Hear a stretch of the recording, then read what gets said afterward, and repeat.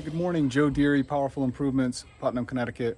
It is Sunday morning and I've got a big week set up this week, so I'm out here making a few changes on the truck and getting myself set up.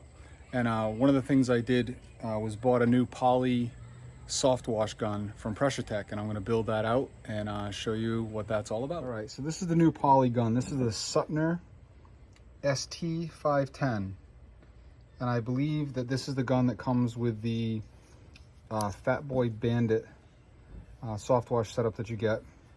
They put a polypropylene or whatever plastic lance on there, similar to this one, and a fitting on the end.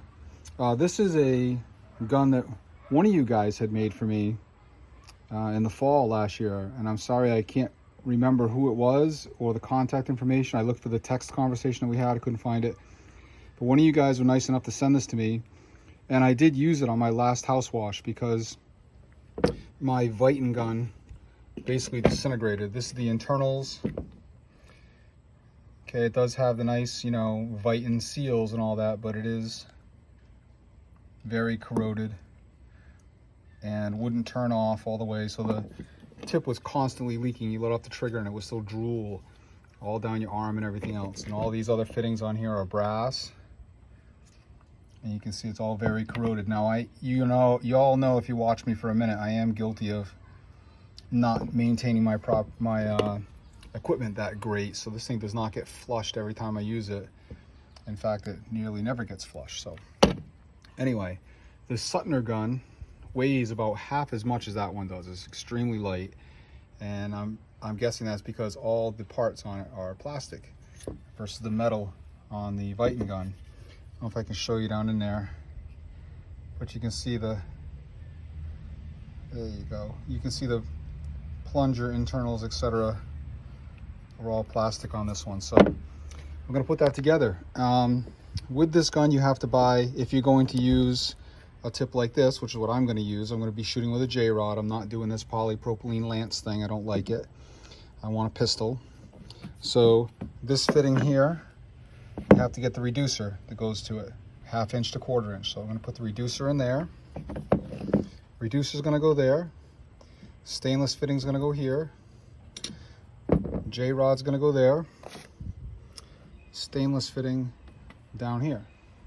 So I'm going to put that together real quick. We're going to re-thread tape these things up and see how it performs. All right, I'll have to show you guys this high-tech hanging camera that I have. It's a wire tie that is hanging off the ladder rack, so I can show you down here on the table. A little coffee mug from my favorite diner, Moody's in Maine. Just came back from vacation.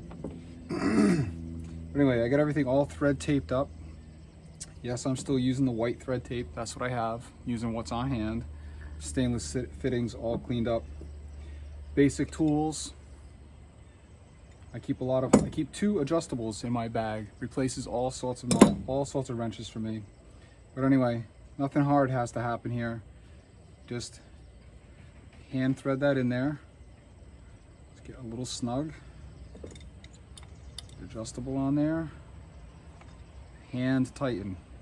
Doesn't need to be any tighter than that. The big one in the handle.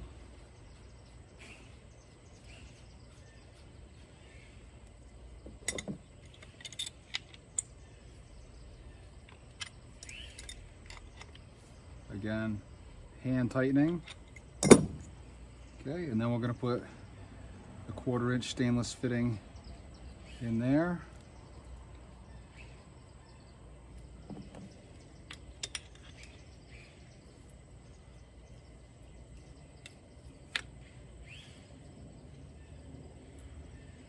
Now the idea is not to split it. There you go. That's nice.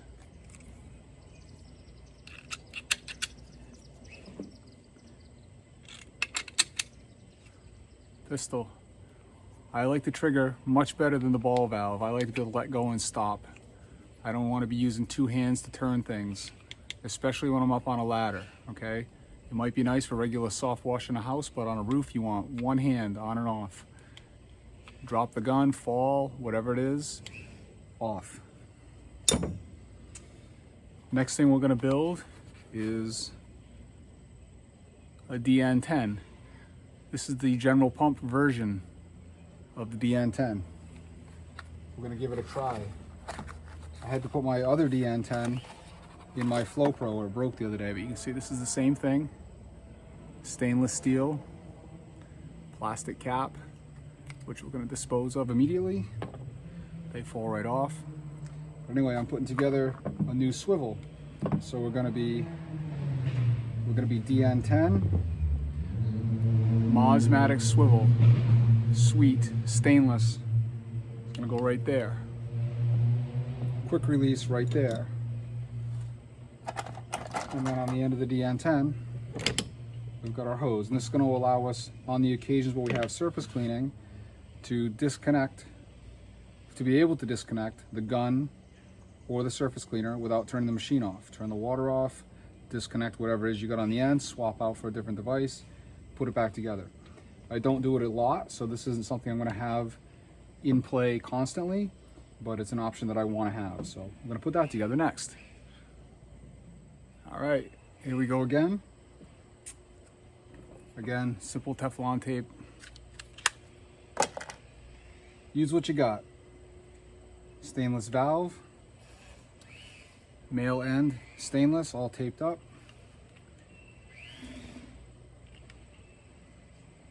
Just like that. I'll put the big wrench on this one, a smaller wrench on this one.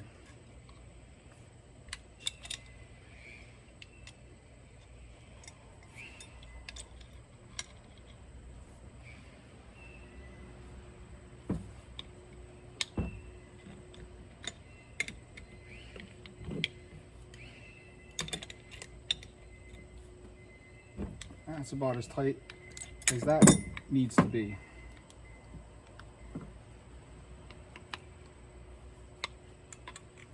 There we go. All right, swivel.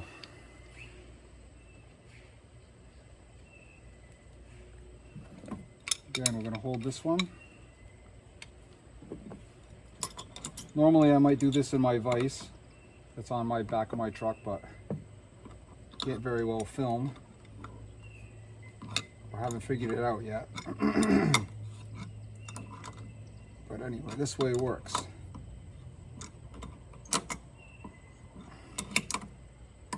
All right.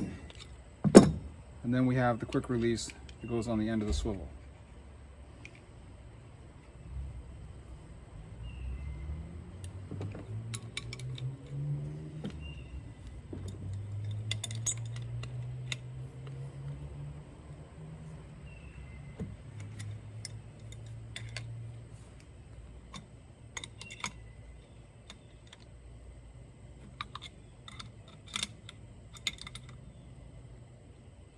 Beautiful. So there it is, finished product. Quick release, swivel, cut off, male end. We'll try that out in a few minutes. Well, probably tomorrow actually. I'm probably not going to fire the pressure washer up, but I am going to put my new gun on the end of the new line that we made. So let me show you what that's about. All right, so I have this additional 30 foot, maybe 40 foot or so piece of line that I had been using earlier in the season on occasion when I need it. And this is how we have it connected. This is what we had on hand today to make the connection. So that's what we're using. I know there's better options, but that's what I have. So that's what we hooked up. Allows me to disconnect this hose if I need to. I don't have a lot of space on this reel, so most day-to-day operation, I'm not using that extra piece of hose. But we got a big roof to clean tomorrow, so I might need it. So anyway, I got that spliced in. I'm gonna put the gun on the end of there, and we're gonna do a little test and see how much distance we get down the driveway. All right, we got the Sutner gun all attached and built with a brand new stainless steel fitting from my good friend Dominic, who sent me several boxes of all different size fittings, and thank you very much. I've got it all primed up. You can see my driveway is perfectly dry right now.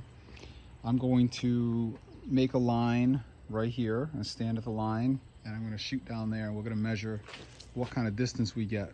So let's check that out. So we're all set up for the distance test. I'm going to stand behind this 2x4 right here, and I'm going to measure where we hit down the yard there. I got 200 feet roughly, maybe 190, just shy of 200, of 1/2-inch Curatech running through the Fat Boy pump in a box, 7 gallons per minute. It's maybe 80 PSI max. I got this nice Lufkin wheel, and I use this to measure length of gutters. So when I'm doing gutter guards, I can estimate. So you can see that Lufkin is set at 0, and we're gonna spray this with the 0 tip, the smaller high pressure one. That's a nasty gummed up setup right there.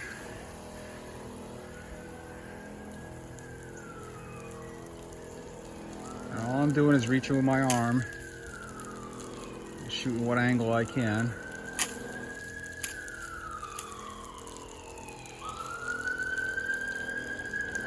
And let the pump catch up for a sec. I don't know if you can hear it in the background. You certainly hear the police car. And a little surge, maybe an extra foot or so. That's pretty good. So let's go measure where the middle of that heavy wetness is. So we're just gonna simply pick this wheel up and start walking out that way, right over the hose.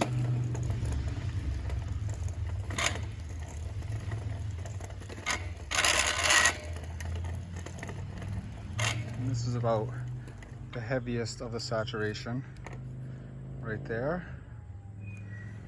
And you can see that is nearly 40 feet. That's 39.5 feet. So I think you can be safe to say that we're hitting 35 feet distance, no problem, all day. You can see how far up the driveway that 2x4 is. It's pretty good distance.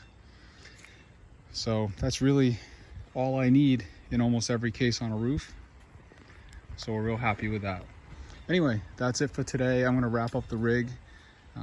Also, this button had gone bad on me on the electric hose reel the other day. And this is a push button starter ignition. This is a push button ignition to start a vehicle from Napa. It's the same thing as these that came from Hannay. So you don't necessarily always need to order everything that you need. See it? Same thing. Same thing. It's just a switch.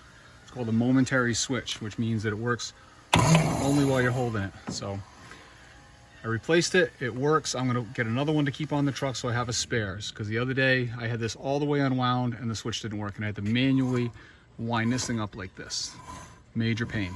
Anyway, I'm out. I'll catch you guys tomorrow. Get everything wound up on the reel.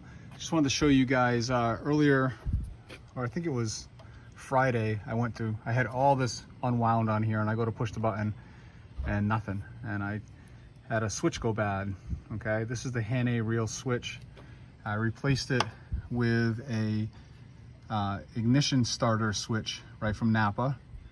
It's a momentary switch, which means it only works as long as you're pushing on the button, which I'm not going to do now because I'm all wound up. I'll give you a little, see, you can see it works very well. It was $12.50. Not everything you do needs to be replaced with parts you order online. So thankfully they had that right at Napa. And since it does work, I'm going to grab another one and stick it in my bin in case any of these other reels go bad. Because as you can see, I got SH on things and it sits out in the rain and things get corroded and whatnot. So that's how it works for me. And I will be on the job tomorrow. We got a really big day, really big roof wash. I'm not sure who I'm gonna have out there with me. I think Patrick. And we'll talk to you guys soon. Enjoy what's left of your weekend.